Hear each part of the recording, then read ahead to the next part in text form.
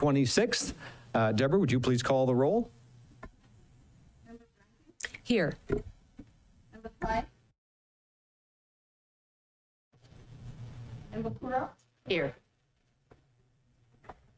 Number 22. Here. Here. Chairperson Turner. Here. Very good, thank you. The second agenda item is public presentations. This portion of the agenda is reserved for persons desiring to address the committee on any matter not on the agenda. Speakers are limited to 3 minutes. Are there any public comments? Okay, very good. We'll move on. Let's see. Item 3, moving on to orders of the day. Do any of my colleagues on the commission have changes on the agenda? There being none, are any changes from staff?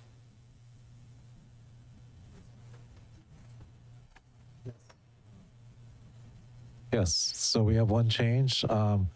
We're going to delete item number 7, and that presentation on CSIS is being combined into the panel discussion. Okay, So very good. workshop discussion. Yep. Then we will need, if we can get a vote to approve the changes. Move approval. I got approval and a second. All in favor? Aye. Any opposed? There being none, that passes unanimously. Very good. Regular agenda item 4, action item. This is to approve the regular meeting minutes of April 10th. Have a motion? Move approval. I'll second. Got a motion and a second. All in favor? Aye. Aye. Any opposed? There being, Deborah, do you announce that or should I? You want the? I'll announce the results. That all passes unanimously. Thank you. All right, item 5, information. This is receive reports from Santa Clara Valley Transportation Authority and Council of San Benito County Governments. Good morning.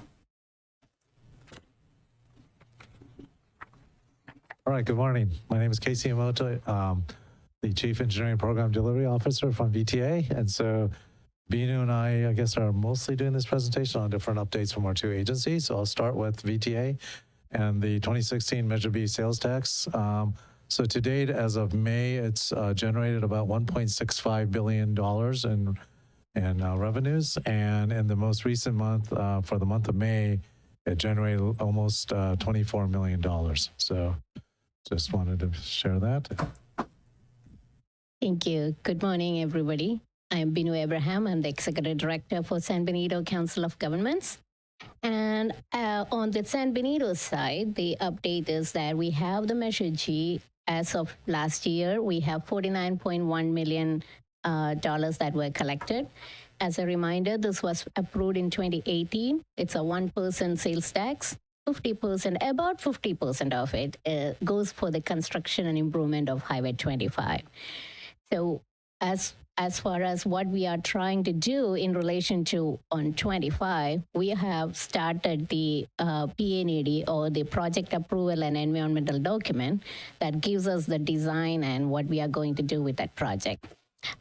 We are conducting Highway 25 workshop for our boards and doing public outreach for any member in the community that is interested, not just the community, for both Santa Clara County and for San Benito County.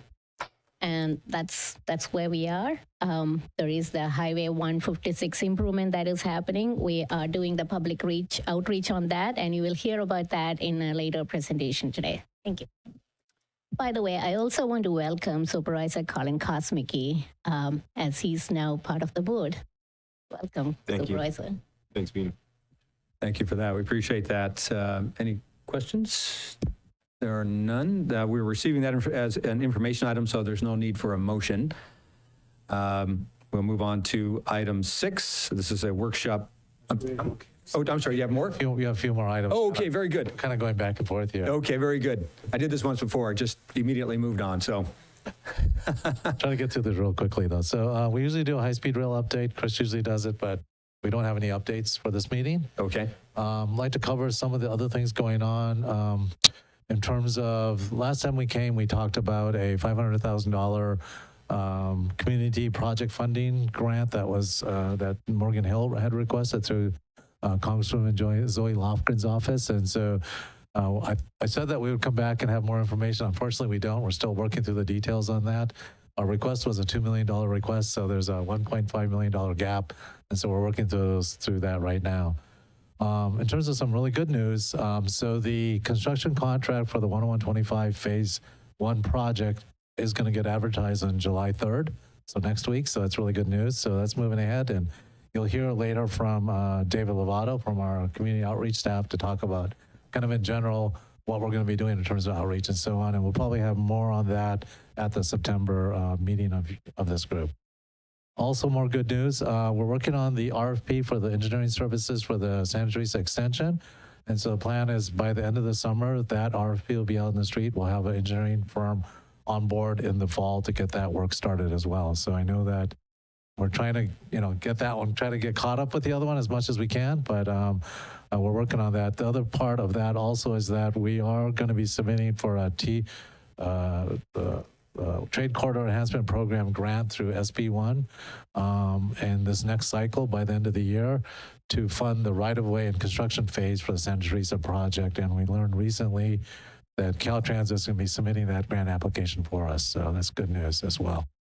So I think, Benito. So only two updates. One is that VTA and SBCOG collectively applied for a EPA grant back in April. We are still waiting to hear back from that. This is part of the Climate Action Plan implementation grant. So this would actually be to build something, to put in some action item, not a planning study. So you'll actually see something on the road. And the other part is we applied for Congresswoman Zoe Lofgren's community project funds, and we were one of the projects that were shortlisted. So we're waiting to hear back about what happened to that, the final decision. But that's been a great progress for us in regards to Highway 25. All right, so that's the end of this item. So we'll be happy to take any questions if you have any. Good. Any questions? Please. Can you repeat, what did you say about the Santa Teresa Extension Phase 2? What RFP? So it's for the design services. So we're moving into the development phase. And so that RFP is going to be on the street to bring in a consultant team to help us With the that design? work. Yes. Okay, So thank we're you. trying to get the design completed. Yeah, And at the same time, later this year, we'll be submitting for the right-of-way and construction phases. thank you. Yes.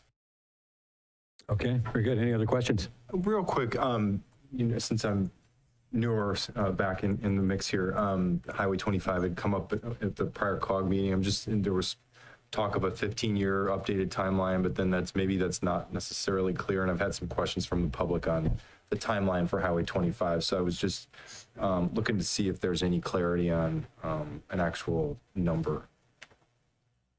There is no set timeline as of now. It all depends on when we can get our environmental documents done. That's when the clock starts ticking.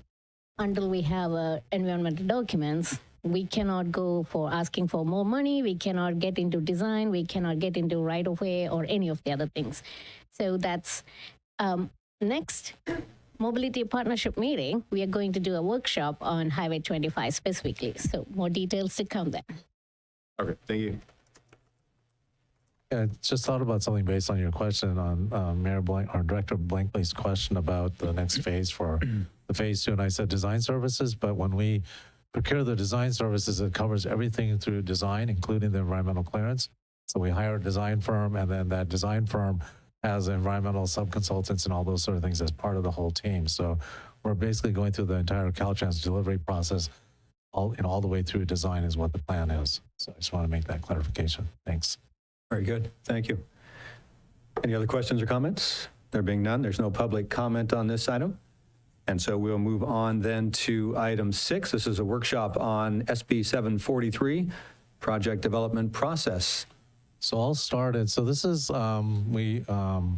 based on the previous discussions we had with all of you, we wanted to have mini workshops on specific topics. And so this is going to be on SB 743, CAPTI, mitigations for VMT and all those sort of things that we're all faced with on our capital projects on Highway 25, the 10125 projects. So what we're doing is we've brought in some folks from that don't normally attend the meeting to talk about this from different perspectives. And so Binu's going to moderate, and they're each going to have like short 5-minute presentations. I think we have 2 people online and then 2 people that are here in person. So I'll turn it over to Binu. Thank you. We're going to take 2 minutes so that we can set this up right, and then we will start the discussion.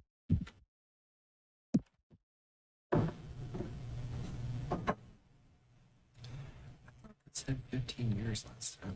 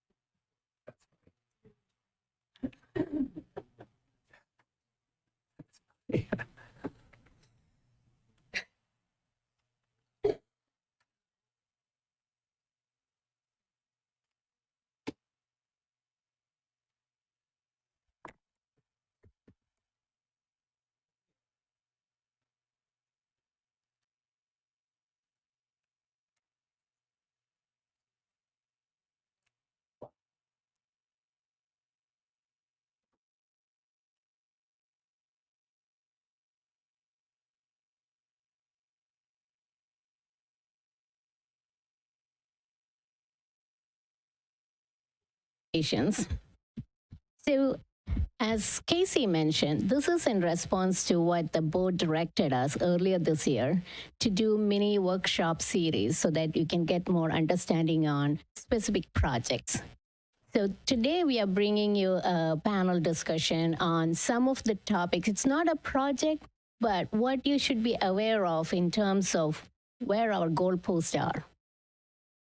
This is just a educational, informational discussion so that as we are taking on individual projects that are relevant for our community, what are some of the common things that we need to look into in case we need to go for funding, in case we need approval from the state? That is not to say that you cannot do your project unless you do all those things. If you have money, we can always go and do what we want to do. But it is good to understand what are our goalposts, what are the things we should be cognizant about, because as you know, nothing is permanent. The current changes reflect the direction the state is going. So with that, we have 4 panelists today. 2 of them are here in person and 2 of them are virtual, who are subject matter experts on some of the state-driven policies and goals that is put in place if you are looking into construction projects or road widening or any of those. And we'll be talking about Senate Bill 743, which is also called the vehicle miles traveled. This is something you will look in terms of if you are doing an environmental document, CEQA, NEPA, any of those things. So, and then we will be talking about a recent state goal for achieving climate goals. So this is called the CAPTI, or the Climate Action Plan for Transportation Infrastructure. And then we will look into how these evolve in our environmental process and how it is different from how we used to look at environmental process when we are doing studies in the past. And finally, we will have somebody who would pull it all together in terms of what does it mean when you're trying to do a construction or develop a project. So with that, I'll just take a minute to introduce our panelists. We have Julie Morgan here, and she's a principal at Fair & Pierce, responsible for firm-wide operations. Julie has been involved in understanding, interpreting, and implementation of SB 743 and has worked with multiple agencies to adapt to the new VMT criteria. Julie will talk about the changes in traffic modeling and analysis and the different tools and approaches that are needed to work through VMT analysis in the post-SB 743 era.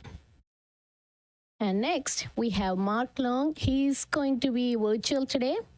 And Mark is currently the Caltrans District 4 Chief of Sustainability. The Office of Sustainability oversees the development and implementation of the District Action Plan for Sustainability that includes a framework of integrate sustainable practices in the district and to ensure sustainability is considered and incorporated into projects. This includes initiatives that focus on vehicle miles traveled or VMT reduction, greenhouse gas mitigation, climate adaptation and resiliency, performance measures related to sustainability. Mark will discuss how Caltrans has and is approaching the implementation of Senate Bill 743. Next, we have Ann Callan. Ann currently holds the position of environmental lead at VTA, where she has worked since 2001. Currently, she's focused on beneficial reuse of excavated material in tidal marsh restoration as well as wildlife crossing. Previously, she was manager of environmental programs and oversaw a team involved in the full range of transit, highway, and mobility projects in which VTA is involved. Anne will talk about how VTA has been able to move forward and environmentally clear projects through the implementation of SB 743. Last but not least, we have Matt Kelly. He is again going to be virtual. Matt is a senior transportation planner at Contra Costa Transportation Authority, where he has worked for over 18 years. As you will hear, Matt has been involved in developing the I-680 Express Lane completion project in the more urbanized western portion of the county, and is also overseeing the State Route 239 project in more rural eastern portion of the county. Matt will talk about how SB 743 has impacted the development of these two very different highway projects.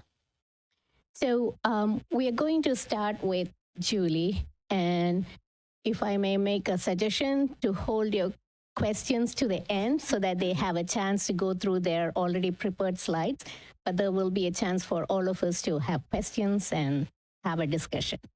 Very good.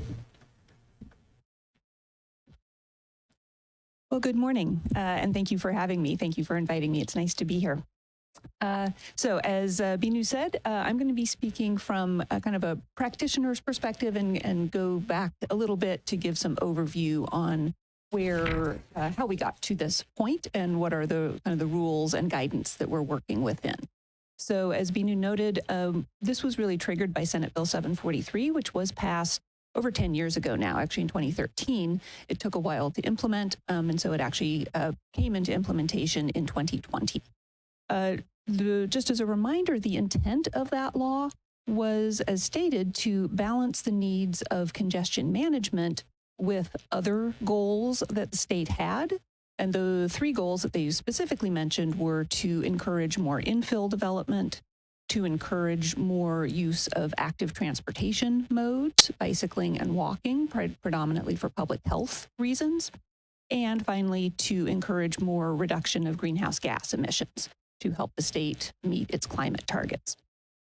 In effect, sort of the practical effect of Senate Bill 743 from a practitioner perspective is that it did eliminate the use of vehicle delay, or what we would typically call LOS, or level of service, as a metric of environmental impact.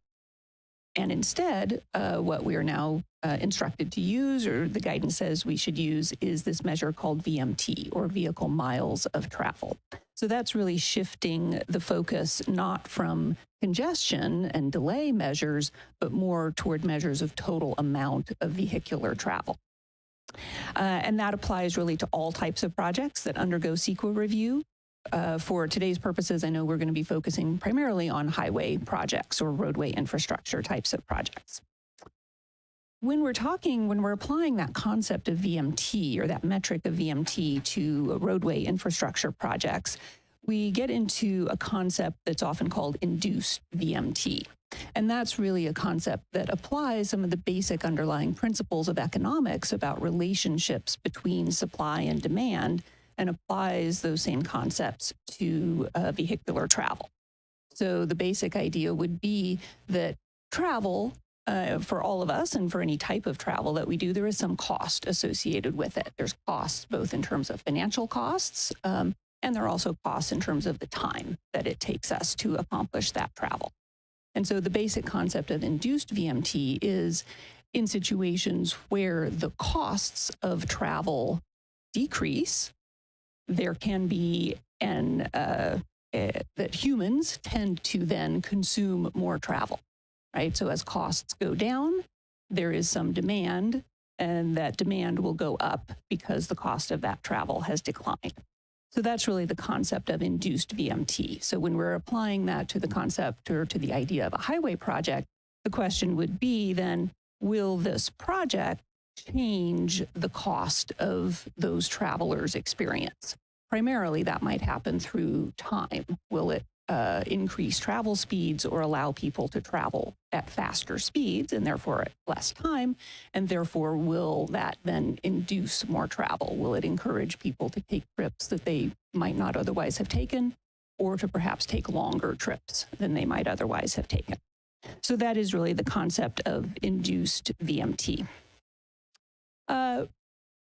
In terms of highway projects, then Caltrans has put forward a number of guidance documents about how to apply the metric of VMT when we're doing CEQA review. And there are several that I've listed here. We won't go into the details, certainly, of all of them, although we certainly can if there are some questions about that.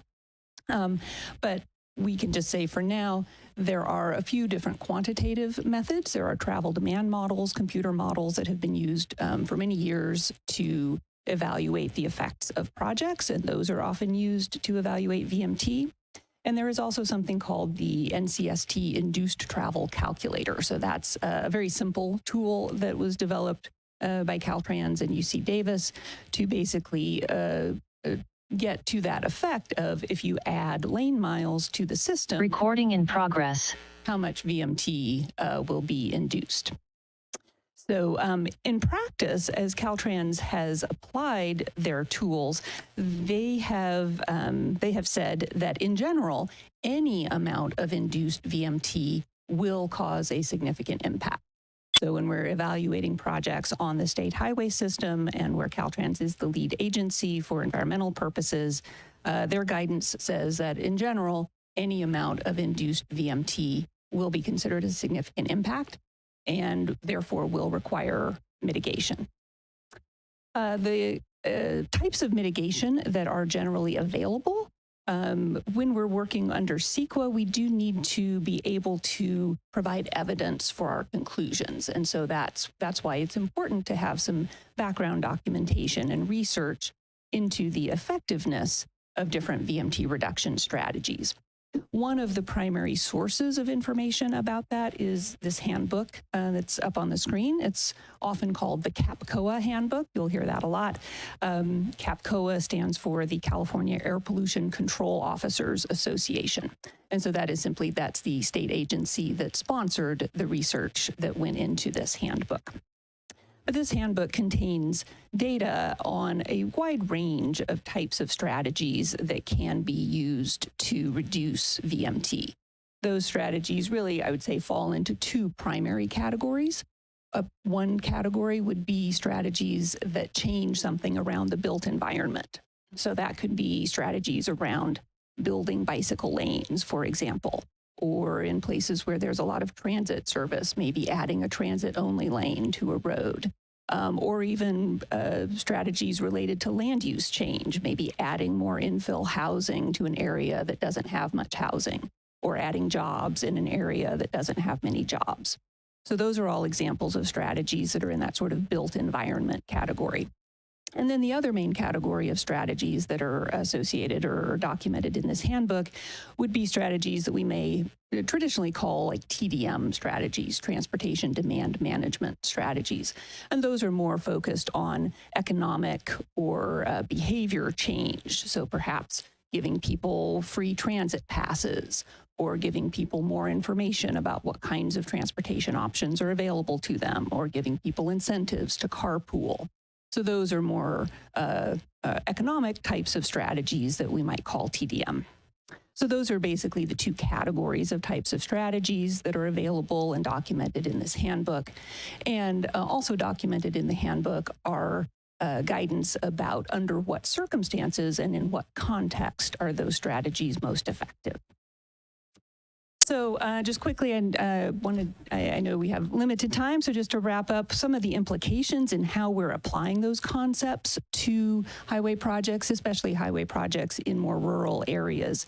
We are really focusing on trying to assemble a lot of information and data about the context for that particular project and in which it resides, considering the potential for the project to trigger additional urban growth. That is a question that Caltrans will often ask about, so we'll be looking at what sorts of policies exist around the urban growth potential around our highway projects. We'll be looking for data on the types of travel that are most affected by the project. We will be measuring the project's effect on travel time and speed because of that connection to induced VMT that I was describing earlier. And then we would need to be considering mitigation options that are really appropriate for and suitable to that specific local context. So I will wrap up there and I will pass it on. I think Mark is the next. Great, thank you, Julie. I'm sorry. I'm sorry, I have to interrupt. Are you telling us to hold questions until all the speakers are done?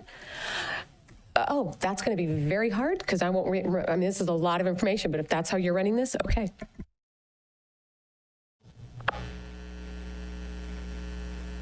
All right, so I'm honored to be here, Mark Leong from Caltrans. I'd like to take you through how the state and specifically Caltrans is addressing the reduction of greenhouse gases through, in part, the implementation of SB 743. But before that, I'd like to provide you a more complete understanding of what the state is mandated to achieve, specifically through the overall framework through which decisions on transportation investments are to be made. Not just within the realm of VMT mitigation. So as you see on the left, you may have seen this pie chart before. It demonstrates that our sector, the transportation sector, is our state's leading source of greenhouse gas emissions. 39% of that comes from the transportation sector. This is from 2021. So our governor released an executive order, as you see there, in 1919, as a response to the climate crisis, which calls for actions from state agencies to reduce those greenhouse gas emissions. And to reach those state goals and to address that executive order, the California State Transportation Agency, or CalSTA, released CAPTI, as you see on the right here. So CAPTI, which is a climate action plan for transportation infrastructure, is a response to the climate crisis, and it provides a guiding framework for principles and investment strategies for the state's transportation system. So the development of the CAPTI, it was a result of the coordination across state agencies, as well as the engagement with local and regional stakeholders. So within CAPTI, there are 10 principles, and those include but are not limited to safety, active transportation, rail and transit, equity, and VMT for the purposes of this panel. So CAPTI has several strategies and actions to address those principles. And one of those strategies is to improve planning and project partnerships. And under the strategy is a key action, which is to develop the Caltrans System Investment Strategy. So the next slide, we'll go into that. So what is CAPTI? It is a way to implement, what is CSIS? It's a way to implement CAPTI. It's a way that provides a method to implement the CAPTI principles that was mentioned in the previous slide, safety, active transportation, VMT, etc. And it provides a consistent and transparent decision-making process for project development, its prioritization, and hence its funding. So those 10 CAPTI principles are implemented into practice by evaluating proposed highway improvement projects through metrics, and there are 11 of them, which include 9 quantitative metrics and 2 qualitative metrics. So some examples of those metrics quantitatively are safety, traffic impacts, passenger mode shift, ZEV infrastructure, and VMT. And two qualitative metrics include public engagement and climate adaptation efficiency. So in summary, CAPTI and CSIS, as one of its key actions, provides a guiding framework for principles and investment strategies for the state's transportation system. So I'm going to now pivot to sharing about Caltrans's proposed Bay Area VMT mitigation bank exchange system as a way to mitigate VMT impacts for proposed state highway improvement projects. And such a system could impact how VMT-inducing highway projects are scored through the CSIS evaluation process. So as you see in this slide is a summary of our approach. Caltrans VMT Mitigation Banker Exchange, we're proposing a system starting with the Bay Area. Some of the challenges is that mitigation directly on site and within the jurisdiction of Caltrans can pose challenges because there may be limited VMT mitigation options to implement within the state right away. And so proposed state mitigation or mitigation banker exchange headed by a state or other agency is a way through which state improvement projects that do induce VMT can mitigate its impacts through off-site VMT producing investments. This mitigation bank exchange idea, there's precedents set through other banks and exchanges, including wetlands conservation and mitigation banks, advanced mitigation programs, etc. Next slide.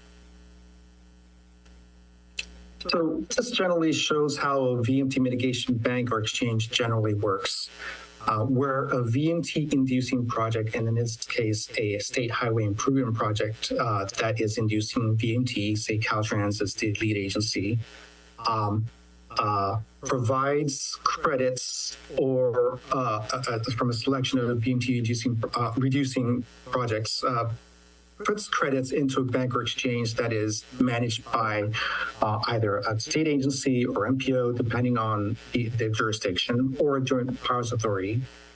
And those funds go to funding VMT reducing projects. You see in the later slide by Anne that some of those examples are VMT reducing projects that are in the Caltrans mitigation playbook. So generally, that's how a VMT mitigation bank or exchange works.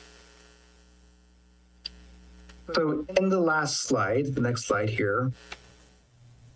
So in summary, Caltrans District 4 Bay Area is proposing a VMT mitigation bank or exchange implementation plan to start off with.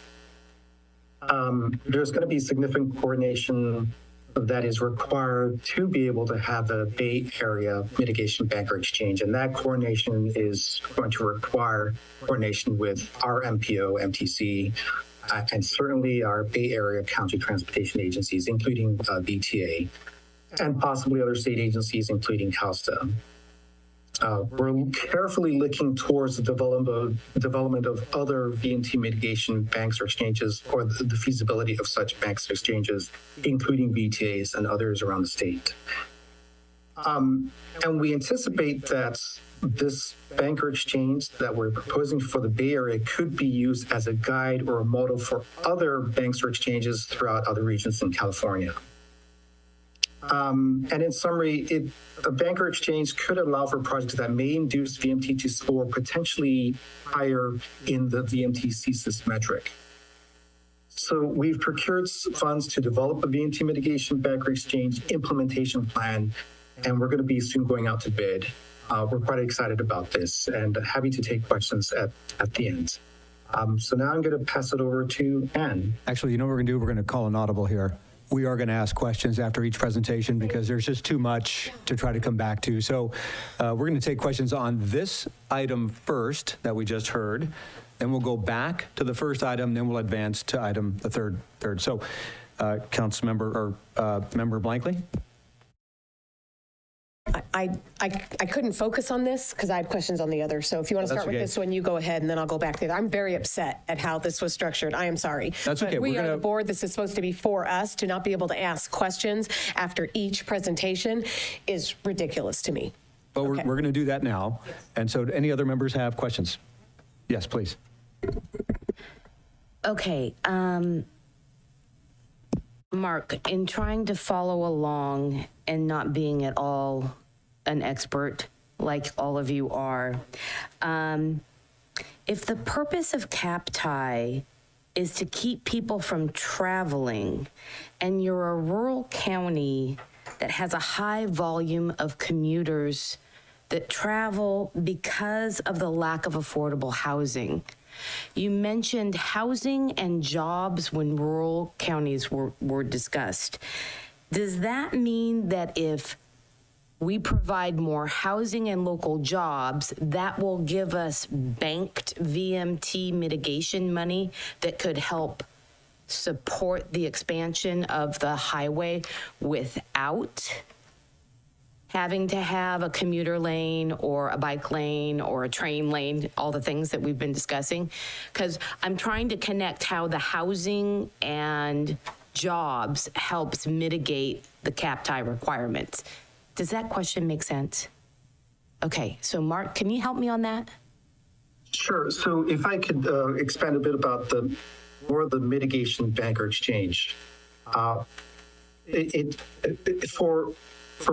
highway projects that may induce VMT or potentially have capacity increasing, some of the VMT reducing opportunities could include transportation or transit improvements off-site.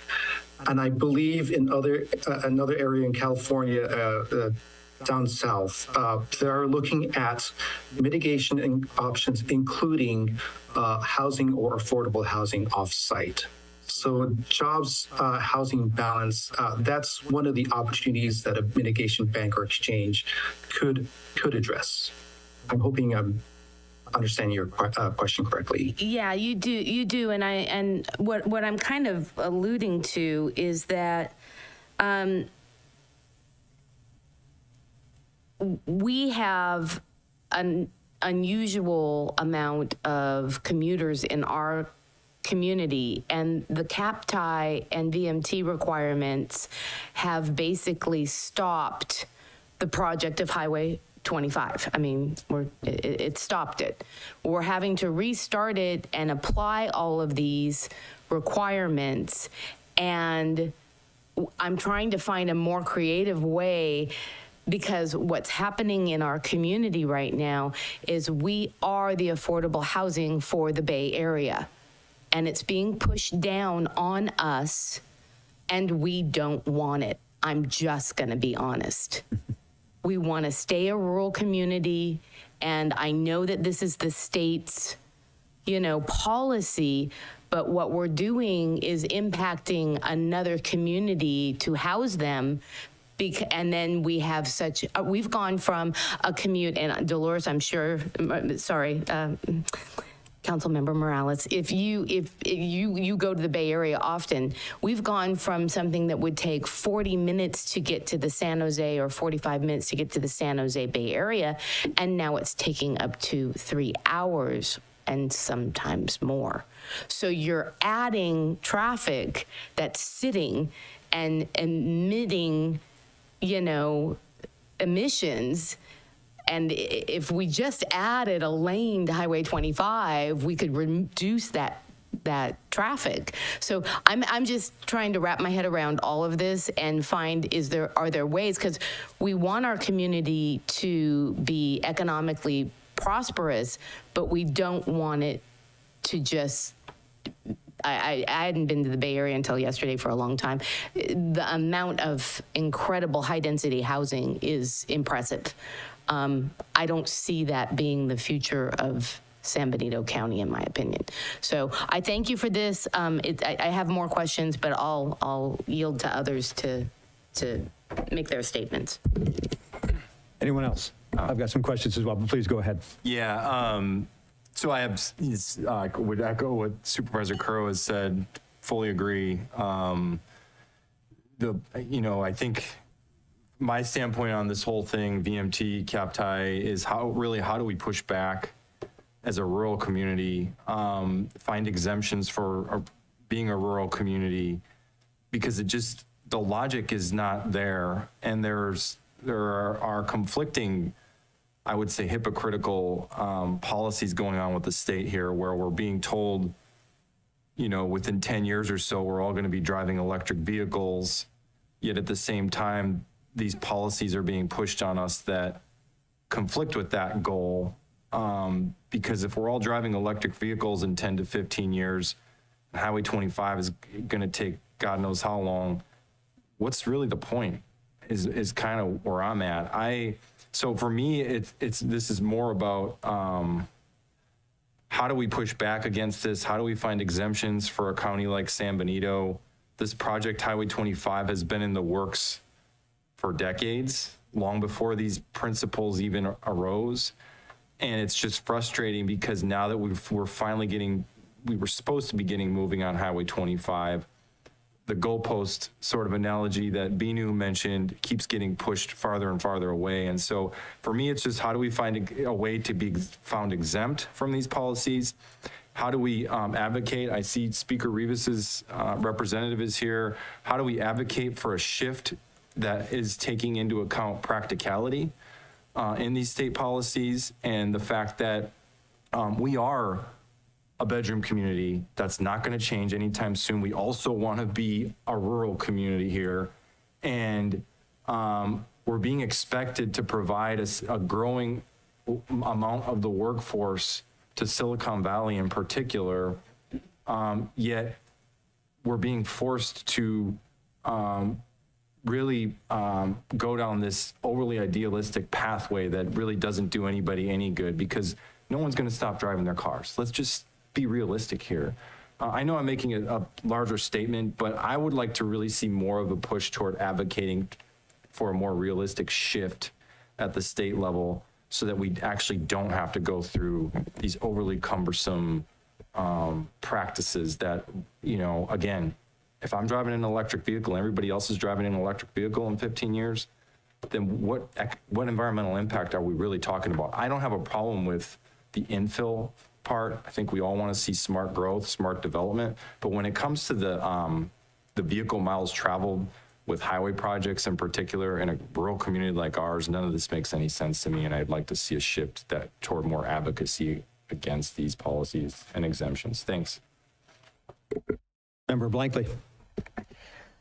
Thank you. I want to push back too. I mean, yes, I'm a member of this board, but I'm also the mayor of Gilroy, and Gilroy has a very difficult time, just like my colleagues here have been saying, and that is exactly the notion and what got me so upset just listening to the first speaker. Not that the first speaker did anything wrong. I just mean that this notion of induced VMT is, it sounds to me like a way to try to get around actual congestion management, because congestion management means you have fewer cars on the road in length of time. If they're sitting there unable to move on the highway, but the car's running, that's adding to congestion management, that's adding to pollution.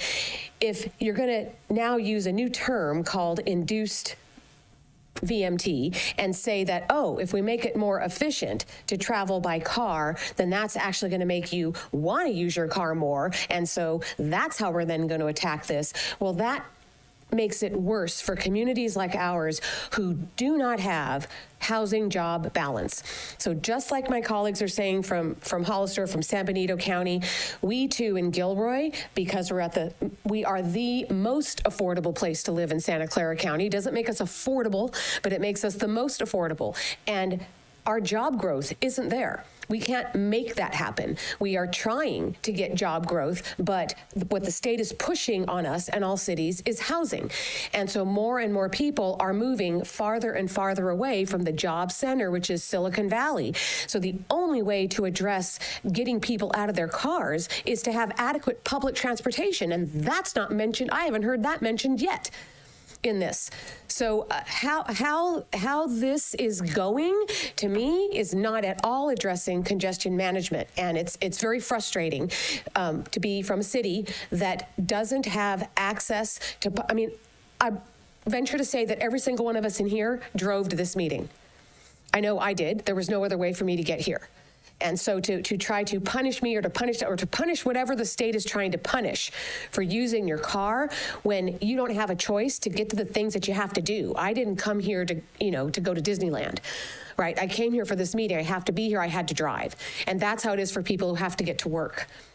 And so I can't express this enough, and I don't mean to be barking at people here. It's just I am becoming more and more exhausted at the ways that are making it worse for communities like Gilroy, like Hollister, San Benito County, that are not near enough to the job centers. And while housing growth is being pushed, that is forcing people to commute.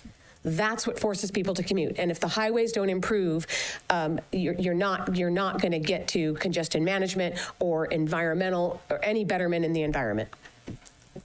Off my soapbox. Very good. Member Morales. Well, first, thank you for the presentation. This is a lot of wonderful information that we've been looking forward to. My colleagues have said it. I think is how does all of this work for San Benito County, for like South County, Morgan Hill, Gilroy? I guess we're looking. San Benito County, Hollister is looking for relief soon, not in the next 30 or 50 years. And so, while I appreciate what the state is looking for, how do we plan and move forward with the limitations that we have and expectations of the state when our community and our needs are so different? I mean, we do have a shortage in housing here. We don't have affordable housing. Our community is being pushed out. We do travel. We have to travel. 65% of our population must travel to go to work, either Santa Clara or Monterey. We don't have other options, I think, as my colleague has said. So how do we make, if we can't push back, if the train has left the station, what do we do? What are our options? I mean, it's wonderful to hear what we have to do. But if there is no path of getting relief for any one of us soon, then I guess that's where the frustration comes in, is then what are our options? What can we do? Because we do need relief soon. Not only just for the travel, for the money, but also for safety. Thank you. Well, I'm going to pile on too. But I do think, and it's unfortunate because you have to hear the frustration that we're, as elected officials, having to deal with. This is a bill that passed in 2013, and 11 years later, we're learning of the impacts to our community, and the only recourse we have is implement it or else. And so it's very frustrating for us to have to, because I think back in 2013, there weren't all these details. These things get passed, figure it out, and then implement it on the communities who now have to suffer with these sorts of laws that come out of Sacramento. And I think if we're going to vent our frustration on the laws coming out of Sacramento, they are crushing us. They are killing us with these sorts of mandates, with housing, beyond our ability for infrastructure and other things to support that. And then when the laws say, hey, you can actually convert commercial land into housing, it eliminates the opportunity for more job creation, builds more housing, and like our colleagues have said here, creates this greater emphasis on us traveling out of the area. And then it sounds like we're going to be penalized for that.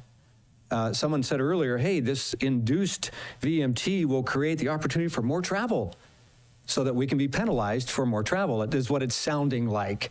So I think that's where our frustration is coming. So I do have some questions about this mitigation bank exchange. I mean, what happens if we're just isn't enough for us to be able to bank anything?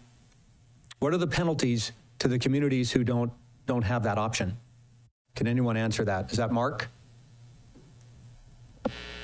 I could take a stab at it, or there are some other subject matter experts on VMT mitigation banks. So there could be limitations to a mitigation bank and how it's implemented, and that's depending upon the local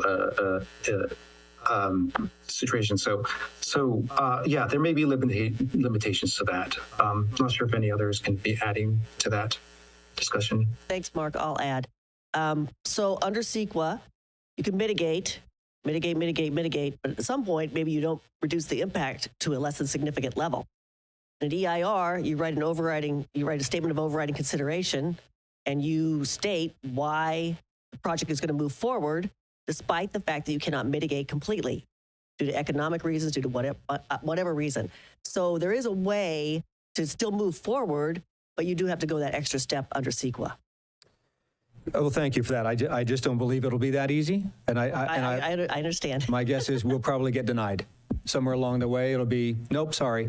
There's the penalty we will suffer from, and then we will lose the ability to attract businesses to our communities where there's, job centers and job opportunities.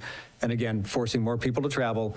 In turn, there's the vicious cycle we get into is we get denied, more people have to travel, we face more penalties. We can't build more commercial space, we get penalized, it just around and around it goes. And the state legislature just keeps passing these bills, moving on, and just kind of crapping on the local community. And that's what it feels like. And it feels like that we don't have any opportunity to speak into it because it's controlled by one party, unfortunately. I mean, even and I don't want to get on that soapbox, but when there is no other option available, local communities suffer. And especially when we're talking about the communities that we're in, rural, South Santa Clara County, your way in Morgan Hill, transportation conversations only occur around San Jose and north. None of it happens in South County. And so there are no options. There just aren't any options. And so I'm sorry that you guys are having to take the brunt of our frustration. We appreciate the presentation. I can't say that based on what you're hearing from us that we're much in favor of this.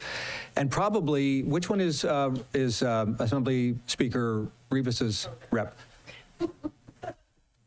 We can provide you the link to the recording if you need any assistance. We would certainly love if we could get an audience with Assembly Speaker Rivas, or somehow get our frustrations vented to him so that he understands what we're dealing with in these areas. It's just not as simply as passing a bill and implementing it.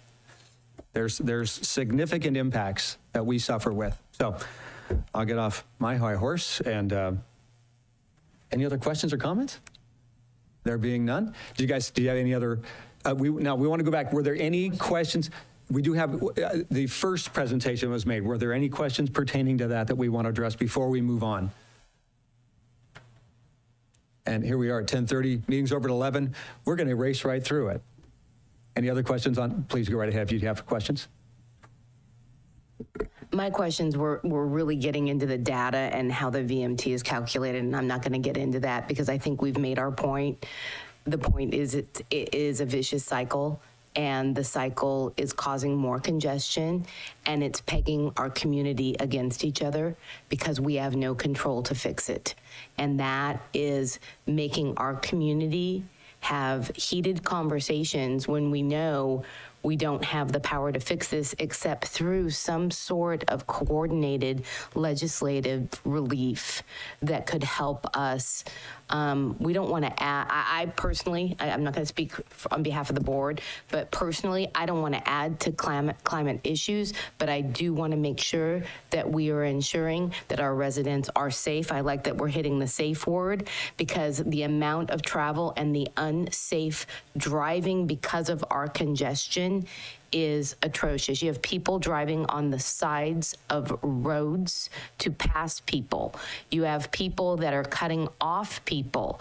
You have people that are taking their lives at risk and cutting across traffic that's traveling at 60 miles an hour because they're trying to take a shortcut.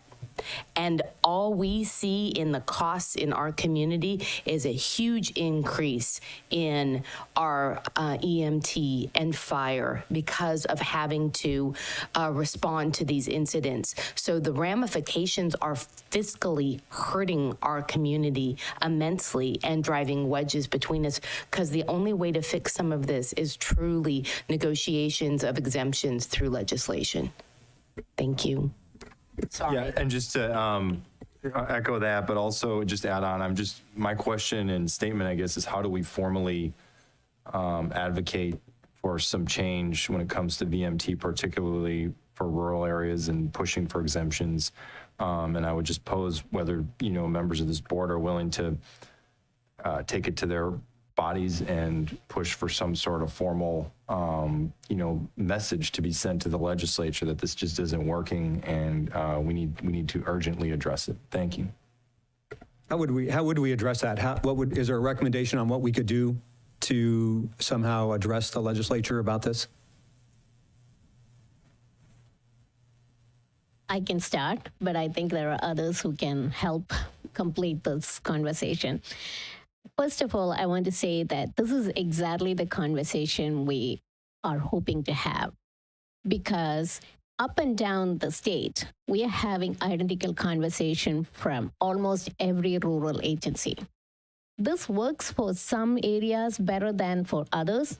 It does not work for rural areas, and we share, all transportation professionals around the state share this frustration of we want to be in alliance or in congruence with the state goals, but how do we get there is something that we are all struggling with. Mm-hmm.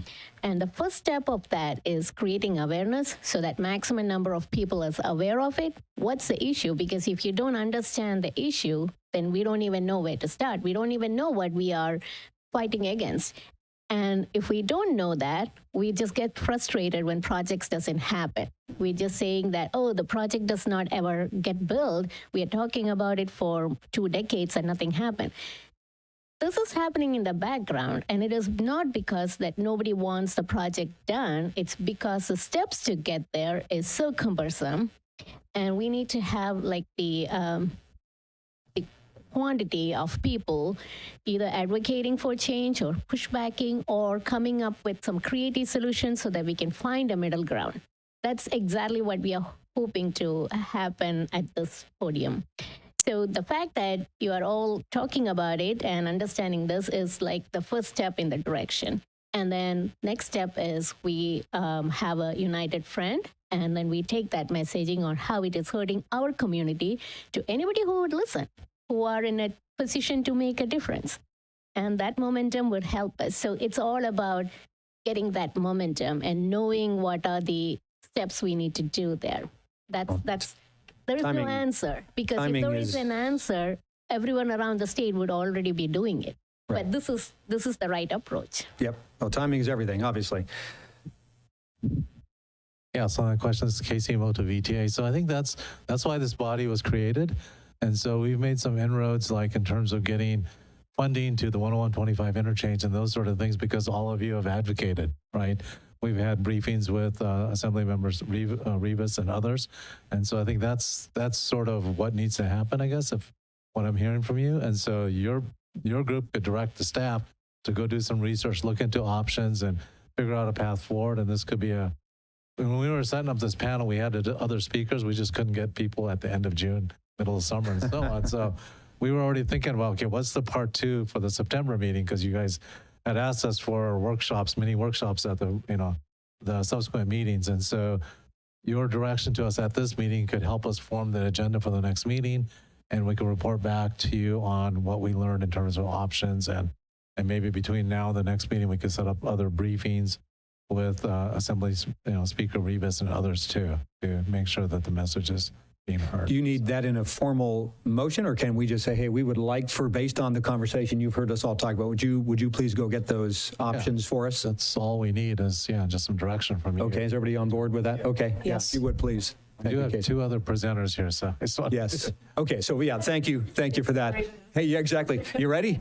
Ready. Yeah. Big Gilroy, so I get a lot of this. Okay, so I am going to talk about actual project implementation, what I go through to clear projects environmentally the most expeditiously as possible. That's my job. CEQA NEPA implementation, VMT in the context of SB 743 doesn't really apply to NEPA. It's really a CEQA thing. So we'll just talk about CEQA. Okay, so I take a kind of a 3-prong approach. 1, is your project exempt from this VMT? And that happens 3 ways. One, it's either under CEQA, under the statute, there's a list of types of projects that are statutorily exempt. You fall under one of those, you're good to go. If under the CEQA guidelines, you fall under a categorical exemption, and there's a whole long list of types of projects, and if you do not have any unusual circumstances, you can do a CE. You might have to do some backup documentation to prove there's no environmental impacts, but once you do that and there are none, you just move forward with your CE. If there were unusual circumstances, it might kick you out of a CE category, but that's the next thing I do is look at the CEs. The third thing I do, or the third way I think about things is, what about timing? So let's take the 101-25, or let's actually take the VTA's Express Lanes program, Silicon Valley Express Lanes program.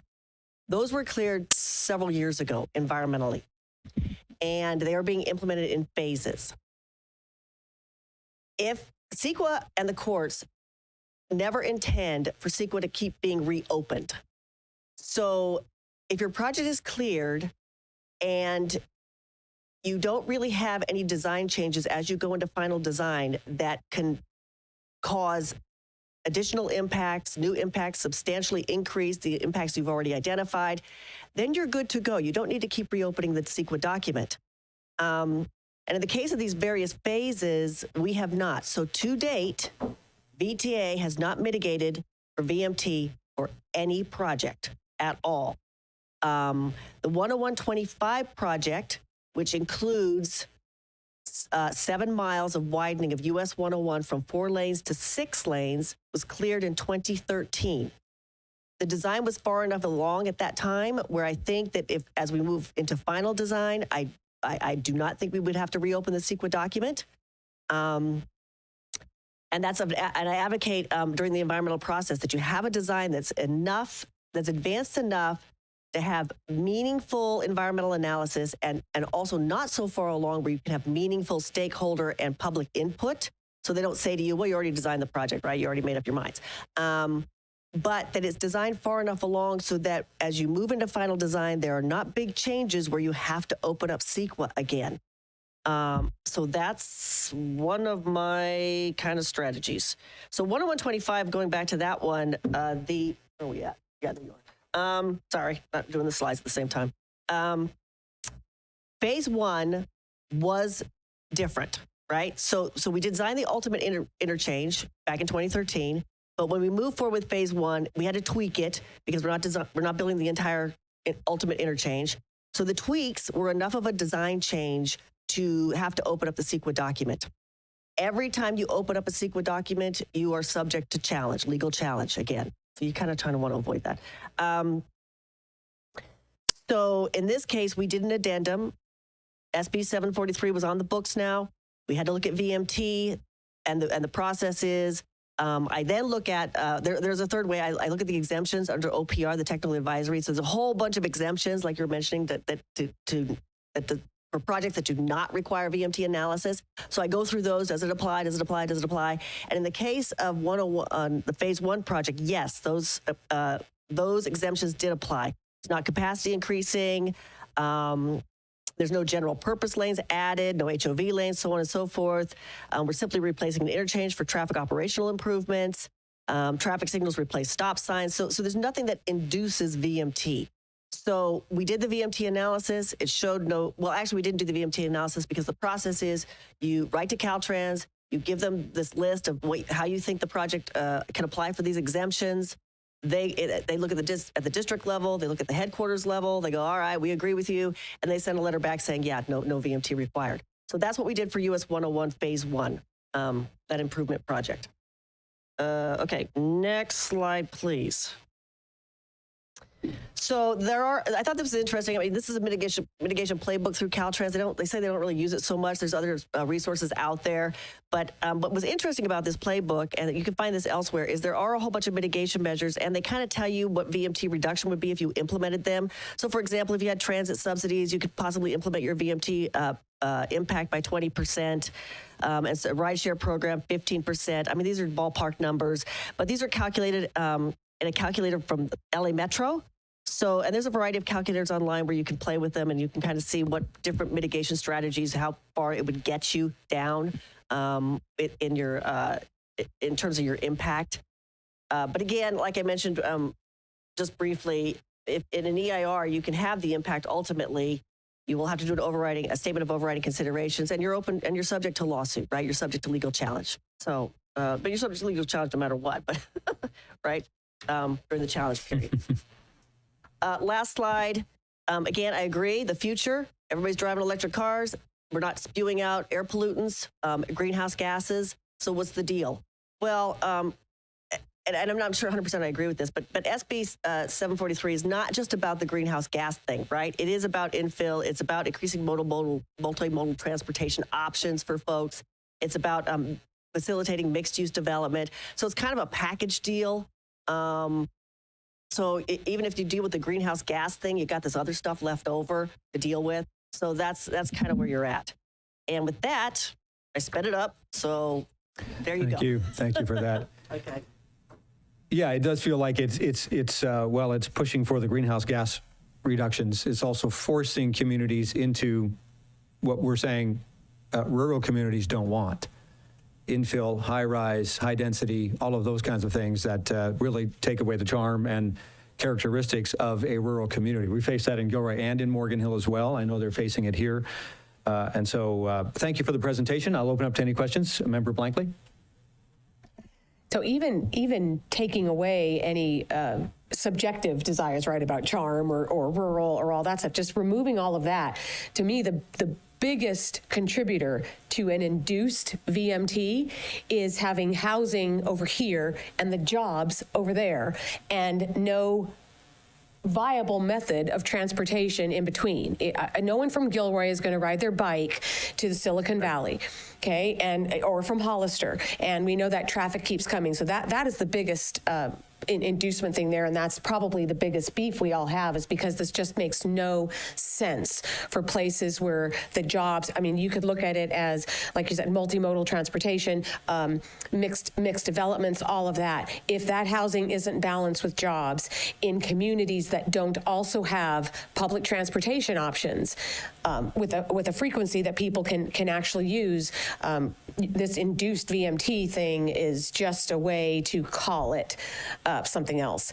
I have a question on, you were mentioning the CEQA's already been done for 6 lanes on 101. Is that what I heard you say? 4 to 6. From where to where? To State Route 129, 7 miles. Well, Yeah, good. that is good, but the bottleneck starts but at at Cochrane that's- Avenue in Morgan Hill. That's well, actually, so the US 101 Express Lanes project covers that area. Okay. Goes down to Cochrane, Okay, right? Yeah, good. yeah. That's already environmentally cleared. Barring good. any, yeah, it's already environmentally cleared. Okay. Thank you. Thanks for letting me jump in on that as with you. Anyone else? If you do, anyone else? Okay, very good. Please go right ahead. Sorry, I can't help myself. You guys won. Thank you for your patience and hearing our frustration. Being someone that has been kind of on a hot seat, I feel your pain right now, but I also understand that there's not much that you can do except for hear us and then make suggestions of how you can help. In hearing your presentation, which even though it was very fast, it was very direct, and I got a lot out of it, so thank you. It sounds like we have a CEQA problem. And if exemptions are how we get out of some of these areas, is maybe, and I'm looking, hi. I know we've talked, and I know I've met with Speaker Rivas and with his transportation team, so I'm very grateful, and I'm not trying to burn any bridges. I want to keep my bridges very, very connected. But one of the things that was discussed is that we need to find a balance between the exemptions in CEQA for rural communities. So that's kind of where I'm feeling like the legislation could benefit us. But then also, how do we keep the people that live in our community working in our community when we can't afford to pay them enough. So there's a two-prong, there's probably more. It's probably a three-legged stool. But I'm looking at the pillars that are our biggest challenge, and one of them is the fact that we need to try to reduce travelers. We need to have people working locally. To have people working locally, they have to make a livable wage to afford our houses. So if we start to focus on that and get legislation that brings relief to rural communities for that, I believe that could help solve both the problems. Real quick, I'm just hoping to get more information at some point, not today because of the tight timeline on this 4-lane to 6-lane expansion, where it's at, timelines, just the impacts on our community, and these communities are vast, and I think the public's going to be very interested in that. So whether it's at another meeting or some sort of report I can be linked to, I'd appreciate it. Thank you. Question? Okay, the question I have is you had mentioned that with the 101-25 project having started so long ago, there won't be an impact. But if that were to be introduced today, then that would be different. Is that correct? Yeah. So just the improvement of roads, not that it changes anything as far as traffic is concerned, creates this VMT. Okay. So, so I want to add that before the Senate Bill 743 was adopted, like in 2020, any CEQA you cleared before that is already grandfathered in. Right. And one of the reasons we are having this conversation is any project going forward, we don't want to miss opportunities. Anything you want to look at in a broader scheme, like what else can we add in so that we can, if as a last resort we have to go to Caltrans and ask for overriding consideration that we cannot mitigate this, can we get an overriding consideration? The question they will ask us, did you consider this, this, and this? Did you consider infill? Did you consider multimodal transit options? All of this, if we already looked into it, that's going to two things: to reduce the delay in getting through the process, and two, we might come up with something that is like a middle ground that will satisfy everybody. Well, I'm optimistic, but That's a big maybe. Yes. Yep. No, we get it. Thank you for that. I think please. Maybe just one point to make is just sort of a nuanced clarification, but Senate Bill 743 did not, all it did was it said that VMT needed to be your metric for measuring the impact. Each lead agency under CEQA, which is the way CEQA has always been, is that every lead agency gets to decide what constitutes a significant impact, right? Yeah. So in this case, in the cases that we're talking about, these are state highway system projects, and so Caltrans is the lead agency under CEQA, and so that is their decision, right? As an agency, they are the ones who decide what constitutes a significant impact. Got it. So I just wanted to kind of make that distinction between that wasn't specified in the legislation. That's a lead agency decision. Got it. Okay. Thank you. And Ann, correct me if I'm wrong, but on 101-25, I think VTA is the lead agency. Yes, so that was something that we did many years ago. Caltrans is not the lead agency. I think VTA is.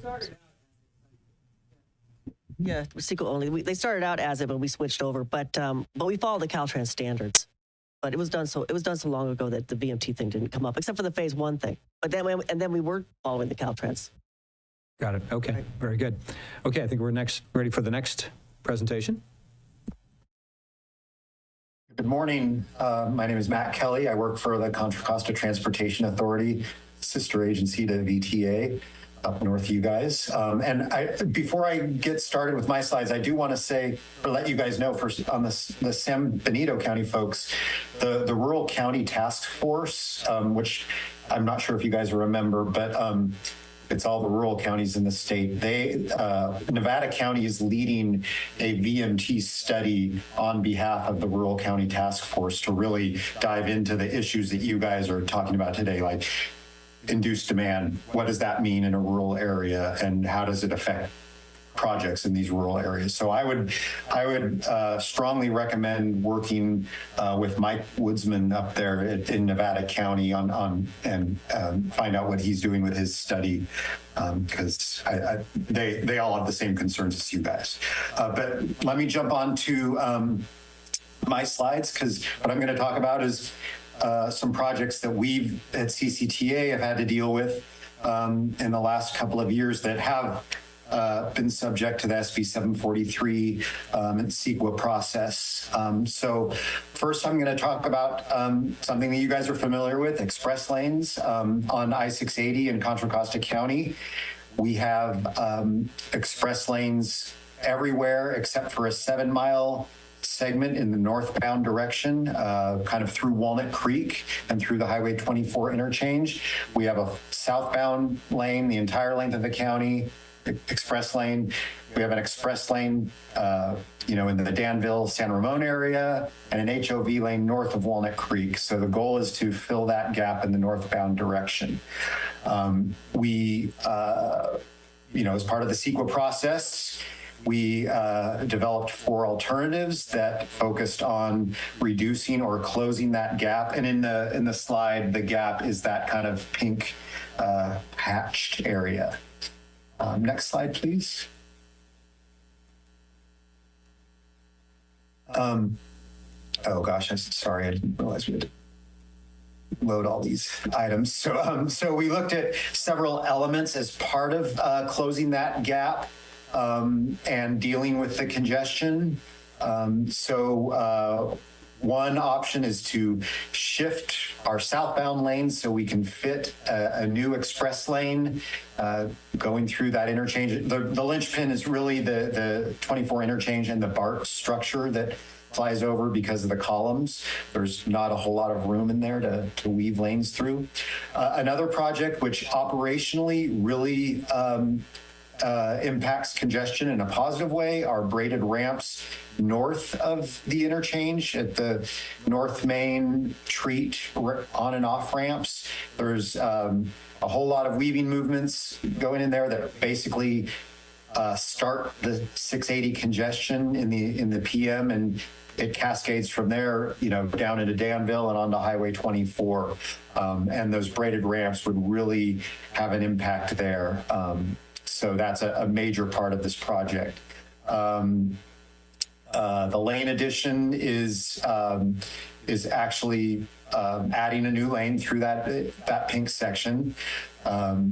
Another option is a general purpose lane conversion. So instead of adding a new lane, we would actually convert one of our existing general purpose lanes. That is our alternative 5. It's not an alternative we originally wanted to move forward with, but it was, at the request of Caltrans, MTC, and others, we were asked to look at converting a lane. And then the bottom one is going to happen in all of our alternatives. That's just converting the existing HOV lane in the north, that dark blue area, to an express lane. Not controversial there. So here are our 4 alternatives. One is to completely close the gap with a new lane. Alternative 2 is to reduce the gap. So we're reducing it as much as we can, but still leaving a slight gap right through the interchange, but including those braided ramps, which really help things. Alternative 3, completely close the gap by shifting the lanes over and adding the braided ramps. And then alternative 5 is, like I mentioned, converting that general purpose lane, but we do add the braided ramps into that alternative to really get the benefit. You can see the costs are in the $200 million to $300 million range for the first 3 alternatives, and $90 million for the conversion. So here are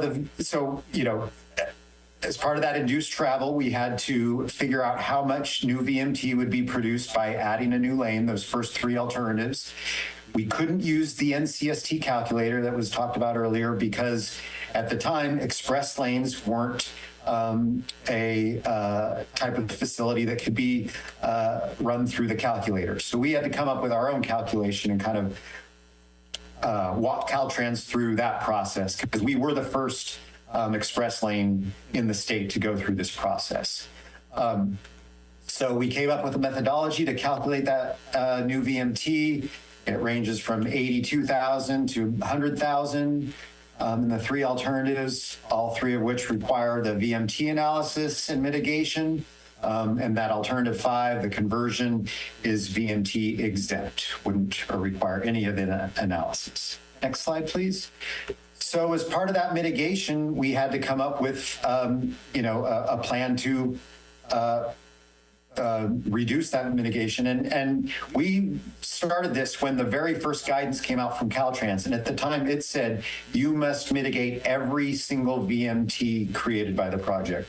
So we came up with a suite of projects that mitigated all 82 to 100,000 daily VMT from this project. And as a combination of a new express bus service on 680 between Martinez and Dublin Pleasanton, with stops at Bishop Ranch in San Ramon and Walnut Creek BART, shared mobility hubs at all of those locations, which would kind of provide first mile, last mile connection opportunities. And then expansion of our countywide travel demand management program.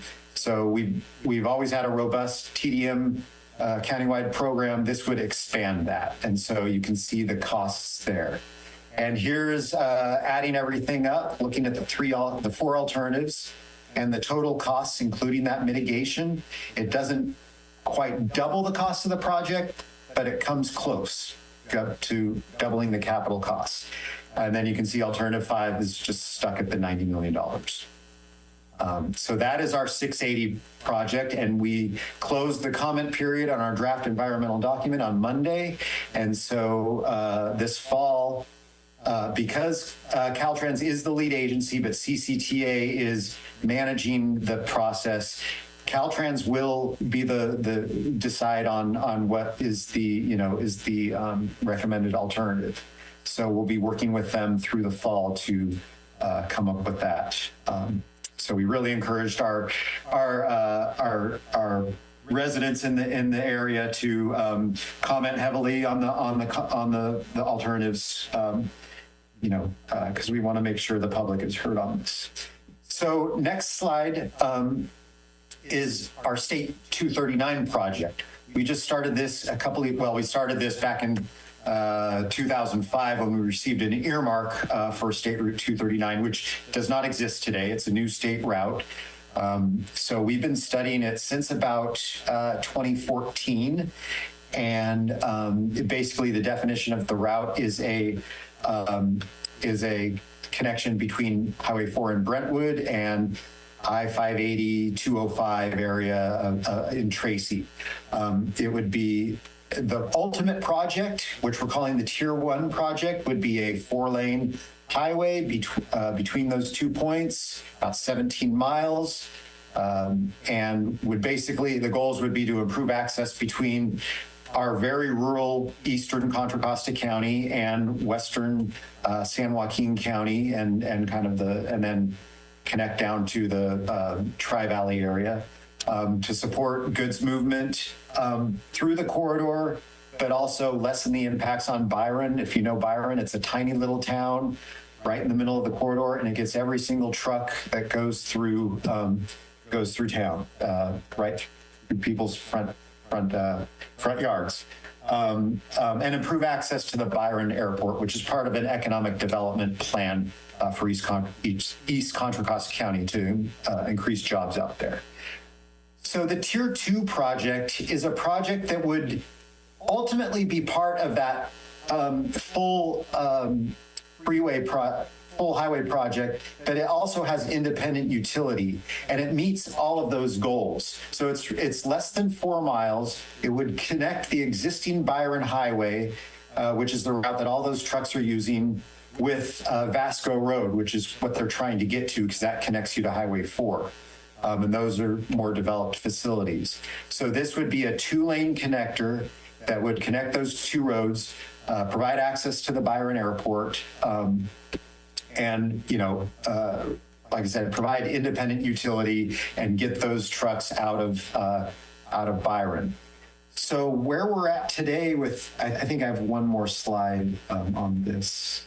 Yeah, so we're working with Caltrans on the draft environmental document right now.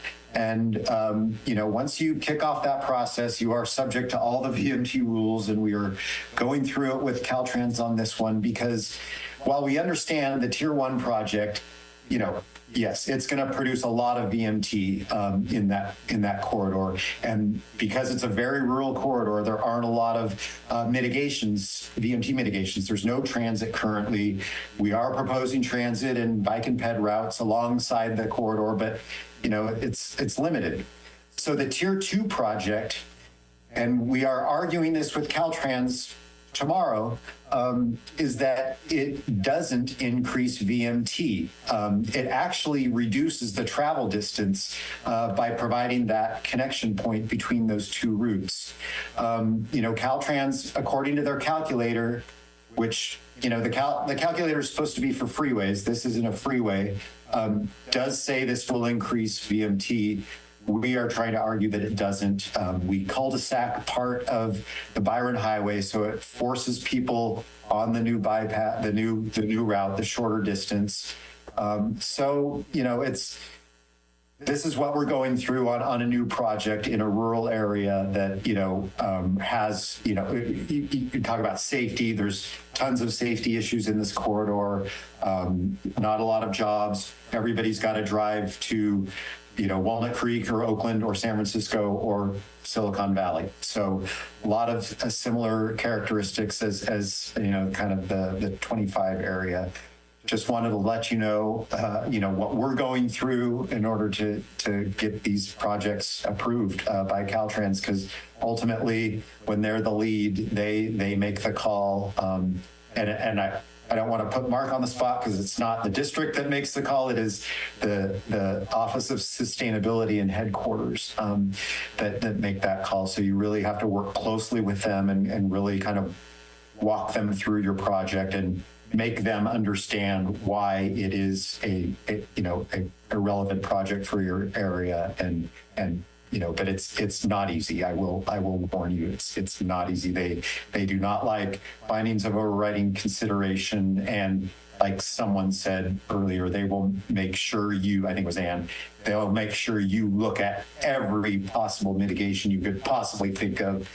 Whether it works or not, you at least have to investigate. So I'll stop there and take any questions. Very good, Matt. Thank you. Any questions? There being none, exactly. There being none, we'll now open it for public comment. Deborah, any comments by the public? And we'll close public comment and we'll move on from there. Thank you all for their presentation. We appreciate that. And thanks for taking the heat from us. Appreciate it. We are eliminating item 7 and now moving on to item 8. Receive update on public outreach activities. David Lovato. We dare you to step into the hot seat, David. Yeah.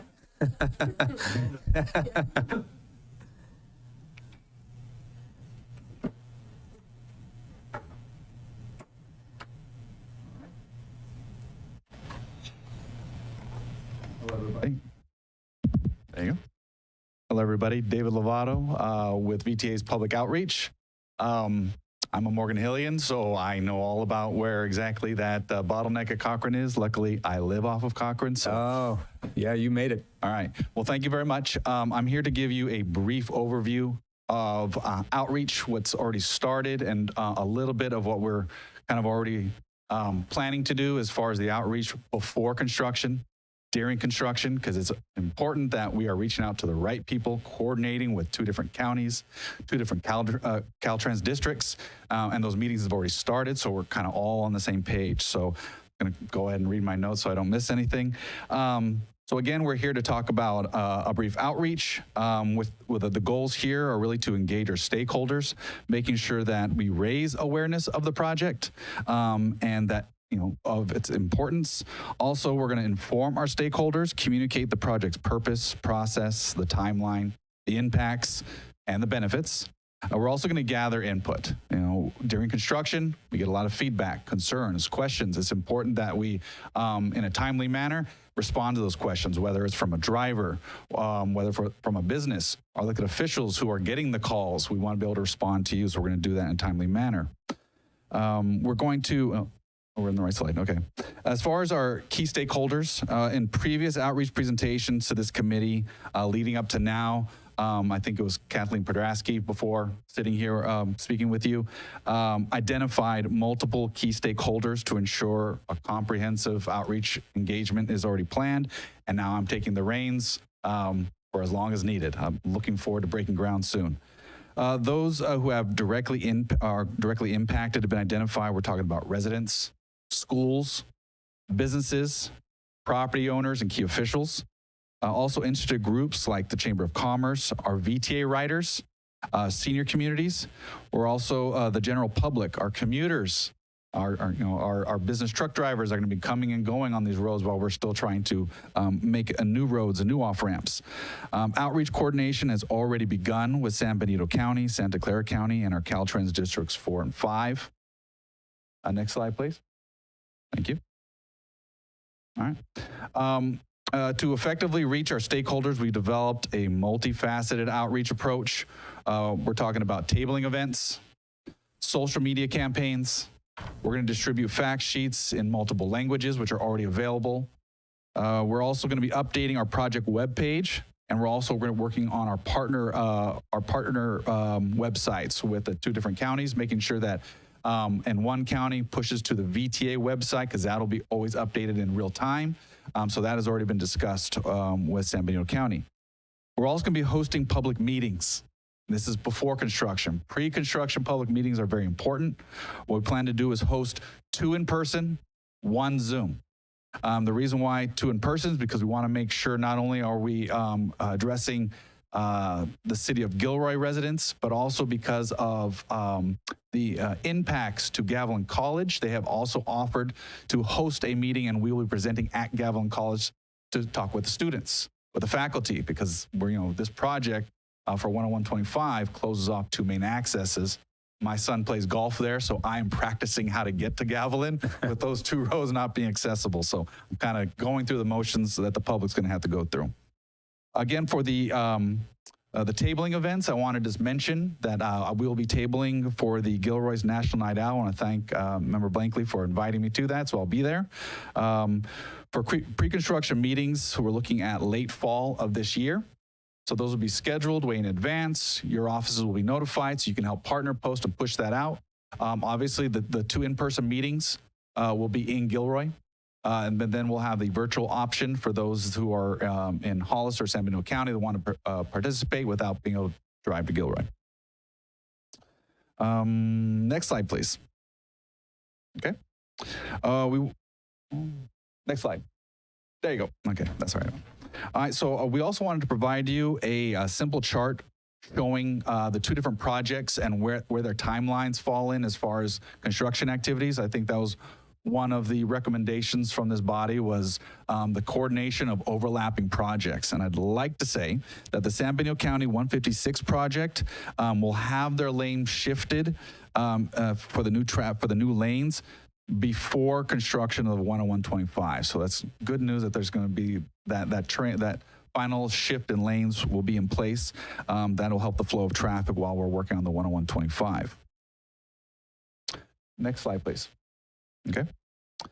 So again, our outreach plan is designed to be very transparent, to be up to date. I like to do a lot of pictures, videos. I was talking with Mayor Blankley about videos, progress things, especially when we've got a lot of the different detours that are temporary. Certain times during the night when they'll have full closures in that one section, and traffic has to kind of go up and over on the off ramps to get over it. If you were involved or driven past the 101 Blossom Hill project that I was overseeing, there was a lot of that during the night where it was up and over while we're closing that section. It's going to be the same type of thing for our 10125 project. So I'm just going to leave you with my contact information. Again, I'm going to be the primary contact as far as outreach approach for this project. I'm also wanted to let the body know that in addition to our 10125 project phase 1, We've already started our outreach method for the Phase 2 Santa Teresa Road project. Anyone who has subscribed or wants information on Phase 1 will automatically be brought into the Phase 2. So as we get Phase 2 Santa Teresa Road extension updates, they'll be notified too. Even though it's two different projects, I think it's important that those involved with this project or impacted know about the two projects as they progress. And thank you, and I'm open for questions. Very good. Thank you, David. Any questions? There being none, we'll open public comment. Deborah, anything? We'll close the public comment, and thank you, David, for your presentation. We'll now move on to item 9. This is to receive Caltrans Districts 4 and 5 updates.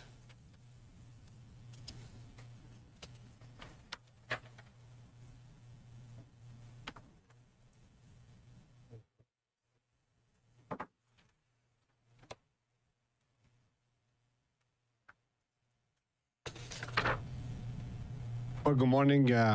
I'm Nick Saleh, Caltrans District 4, and here we'll give you a very quick update of the recent and the current project within the southern Santa Clara County. There's actually a few projects going on the next few years. Very heavy investment in that corner. You could see there's a lot of, from the map in front of you. This is the location of each project, and there's a description or the cost, schedule, and the scope of the work for each one of them. Just I want to highlight a few things that will be going on. I think David said about the outreach for the 1-125. There's a lot of work going on in that circle at that time. Within a year or 2 years, we have a quick, what they call HM project. It's just like paving the southern part of 101 south of 25. While we're doing safety improvement, rumble strip, and other features like guardrail upgrade. So we're doing at the same time, actually, that could be concurrently with the same time that we're going with VTA 10125 project. But also talking about the corridor, there's a lot of very colorful, I think number 16, and another project has a major rehab project coming up down in the next few years in part of the 2024 shop. So there's a lot of investment in the corridor. And also I have driven this morning Tulsa Avenue 25. It looks great. And I think that enhanced the safety in the corridor big time. I want to also mention, since most of the commute to San Jose, I want to bring up, it's not here, we will be doing paving State Route 87 both direction at north. We completed the first left back, but now we're doing the final left. No freeway closures, but we're going to be doing in extended nightly lane closures at night, so with the lower impact, because I know you guys are going to be commuting that side. With this, that conclude District 4.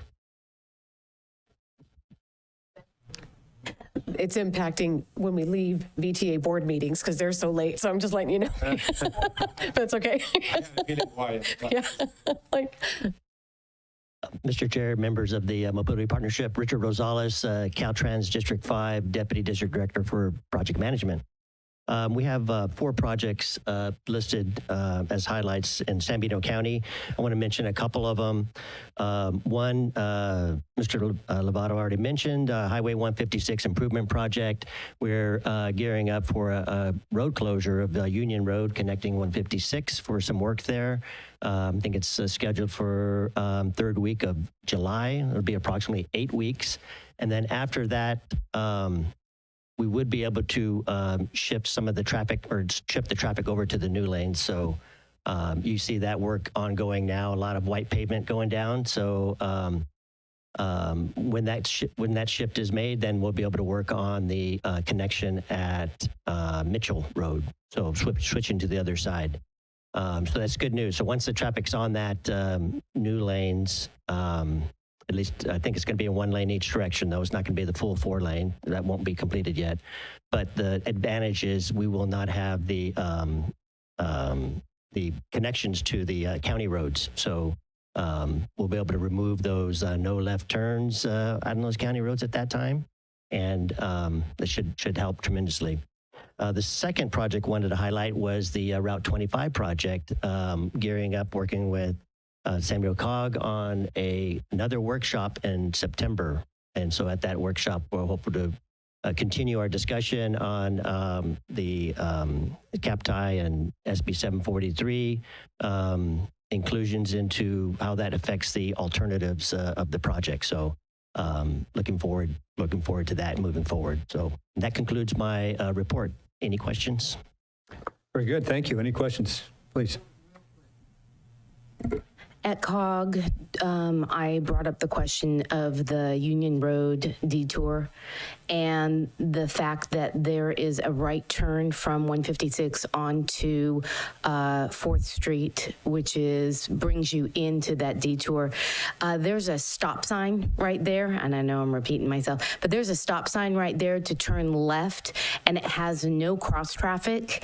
And to keep the flow of traffic due to that detour moving as efficiently as possible, I am really recommending that Caltrans look at an option of having it be, a warning sign to turn or something that allows traffic to not have to stop, because that's going to only back up traffic onto 156. And that lane for that turn is so short that it's going to back up and hold up the traffic on 156, in my opinion.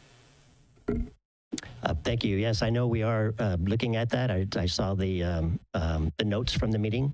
So I think they're working with our traffic safety department to see if that's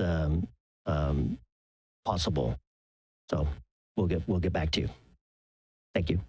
Thank you. Real brief as well, just to reiterate, I mentioned to Terry, I see here, just to make sure we do one final analysis of signal timing at the Mitchell Road intersection in particular, with Union Road no longer having access, just to maximize flow on 156. I just keep pushing whatever we can do to maximize flow on 156, the better, even if it means people have to wait a little bit longer leaving town to get onto 156 in the evenings. That's all. Thanks. Yeah, I thought we had some direction to add some more time on Mitchell from the last meeting, and I thought I wasn't part of. Yeah, so I guess if that's conflicting, the Mitchell Road traffic, frankly, there are people who are just essentially skipping the line, and I just have advocated. I'm the one that advocated for the no left turns for that same reason. But if that's conflicting with prior, it's not the biggest deal in the world. But my priority is to maximize flow on 156. Whatever you can do to maximize flow on 156. I'm not a traffic engineer. That's basically my point. Thanks. thank you. Very good. Any other questions or comments? There being none, we'll open public comment. Deborah, any comments? There being none, we'll close public comment. Thank you for your presentation. Appreciate it. We'll move on to item 10, work plan and future actions.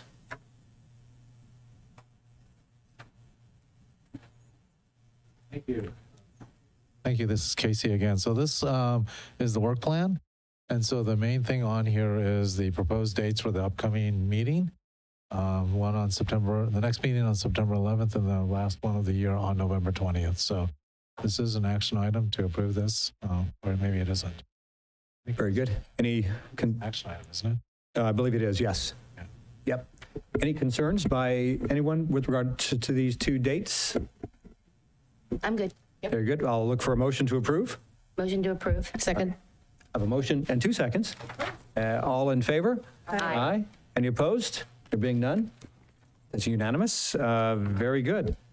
Thank you all so very much. Anything else before I adjourn the meeting? Well, the last item was the information item, just to wrap up the action items from this meeting. Very good. And so I was taking some notes, and obviously the big item was to come back with a plan and like steps forward for the advocacy for the stuff you guys talked about related to VMT and all the stuff that was talked about at the mini workshop. There was a request about an update on more details on the 4 to 6 lanes on 101 between, the stretch that's in Redmond and Clear. I think member Kosmicki asked for that. We also would probably have some thoughts on what the next mini workshop, what it would look like, and maybe a follow on to some of the stuff we talked about today, maybe built around the advocacy and so on. And then I heard some requests to District 5 on stuff related to 156 project. So did I miss anything? Is there anything else that should be included?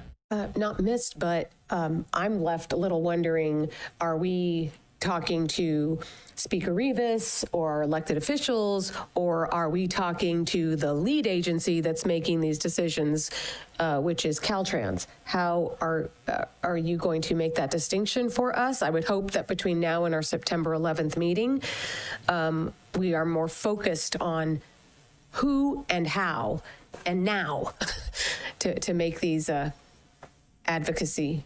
So Binu and myself as the leads from the two agencies will have that discussion and go back to the chair and vice chair of this group, and then we'll figure out what that looks like and then come up with an agenda for that meeting in September, considering all those things you mentioned. Which means we can't advocate at all until after September, right? Between now and September, Well, there could be things that happen in the meantime. You have to figure out what that is, right? And so, yeah. Okay, very good. No other comments? All right, meeting is adjourned.